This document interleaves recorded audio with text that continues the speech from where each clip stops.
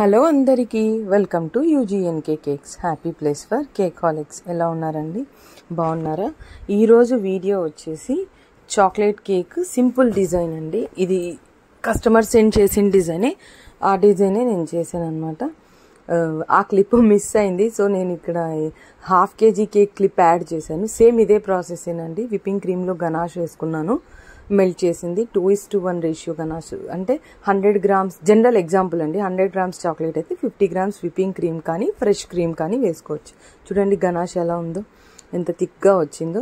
వేసి స్ప్రెడ్ చేయడం లేయరింగ్లో. దీని మీద చాకో చిప్స్ కూడా వేయాలండి, టేస్ట్ బాగుంటుంది. తినేటప్పుడు ఆ క్రంచీనెస్ అలా పంట కింద పడితే చాలా బాగా అనిపిస్తుంది అనమాట. సేమ్ కానీ ½ kgకి 3 layers కదండి, 1 kgకి 4 layers వస్తుంది అనమాట. ఇది ½ kg కేక్ ఇనీషియల్గా చూపించాను, ఆ క్లిప్ మిస్ అయ్యింది కాబట్టి ఈ క్లిప్తో నేను నా వీడియో టైంని ఫుల్ఫిల్ చేసుకుంటున్నాను.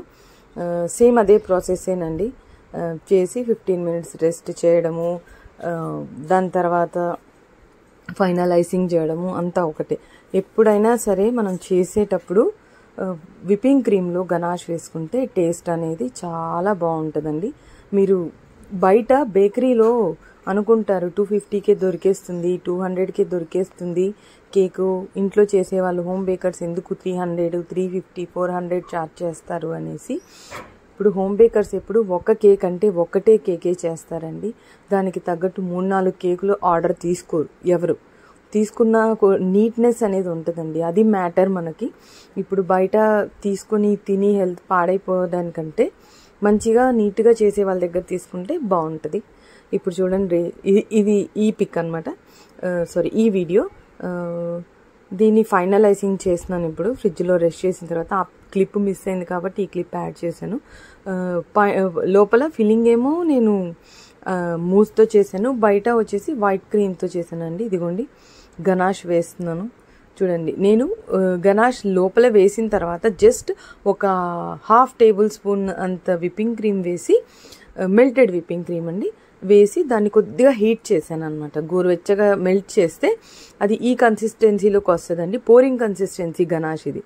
దీంతో డ్రిప్స్ వేసుకోవచ్చు, పైన మనం వేసుకోవచ్చు. లేయరింగ్కి వేసినప్పుడు కొద్దిగా థిక్గా వేస్తారు, పైనుంచి డ్రిప్స్ వేసినప్పుడు అంత థిక్గా వేయరండి. మనకు వెయిట్ మేనేజ్మెంట్ కూడా ముఖ్యం కదా. ఈ డిజైన్ నేను చేసింది కాదండి, కస్టమర్స్ పంపించిన డిజైనే అనమాట.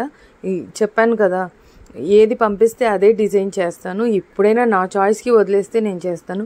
మ్యాక్సిమం ఎవరైనా వాళ్ళకి నచ్చిన డిజైనే చేయించుకోవాలనుకుంటారు కదా, సో అలాగా. ఇది వచ్చేసి ఫాండెంట్ కాదు, కేక్ టాప్ లేయర్ అనమాట. వెనీలా కేక్ చేసున్నాను ఆ రోజు, ఉన్నింది నా దగ్గర. సో నేను ఆ టాప్ లేయర్ని రుద్దేసి, అంటే చపాతీ కర్రతో రుద్ది దాంతో ఫ్లవర్ మౌల్డ్ కట్ చేశానండి. ఈసారి చూపిస్తాను నేను ఫాండెంట్ లేనప్పుడు మనం ఎలా చేయాలి అనేసి. లుక్ కొద్దిగా డిఫరెంట్గా ఉంటుంది, బట్ బాగుంటుంది. ఇది వచ్చేసి మిల్క్ కాంపౌండ్ అండి. మిల్క్ కాంపౌండ్ గ్రేట్ చేసి ఒక సైడ్కి వాళ్ళు అలా వేయమన్నారు, ఒక సైడ్ ఇలా చాక్లెట్ కనిపించేలాగా ఉండాలన్నారు. ఇది వాళ్ళు పంపించిన డిజైనే అండి. ఈ డిజైన్ అంటే సింపుల్ అండ్ డీసెంట్ డిజైన్ అండి, ఎక్కువ హడావిడి ఏం లేదు దీంట్లో. బాగుంది. సేమ్ వాళ్ళు ఎలా పంపించారో అలా. ఈసారి నెక్స్ట్ టైం నుంచి వాళ్ళు పంపించిన పిక్, నేను చేసిన పిక్ కూడా యాడ్ చేస్తానండి. మీరు లాస్ట్లో కనిపిస్తుంది మీకు.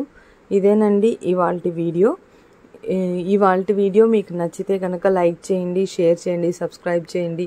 మీ ఫ్రెండ్స్ అండ్ ఫ్యామిలీకి కూడా షేర్ చేయండి. అస్సలు 1 week అయిందండి ఛానల్లో వీడియోస్ ముందుకే పోవట్లేదు, అర్థం కావట్లేదు ఏమైందో అని. మీరు కొద్దిగా లైక్ చేసి వ్యూస్ పెంచితే నాకు కూడా మోటివేషన్ ఉంటుందండి, బాగుంటుంది. హ్యాపీ బర్త్డే ట్యాగ్ పెట్టేసి ఫినిష్ చేశాను. మీకు లాస్ట్లో వెయిట్ కూడా చూపిస్తాను చూడండి, వెయిట్ మేనేజ్మెంట్ నేను ఎలా చేశాను అనేది. బోర్డ్ టేర్ చేశాను, బోర్డ్ తీసేస్తే బోర్డ్ వెయిట్ పోతుంది. కేక్ వెయిట్ చూసారా, 63 grams ఎక్స్ట్రా వచ్చింది, ఎందుకంటే నేను పైన గ్రేట్ చేసి వేసాను.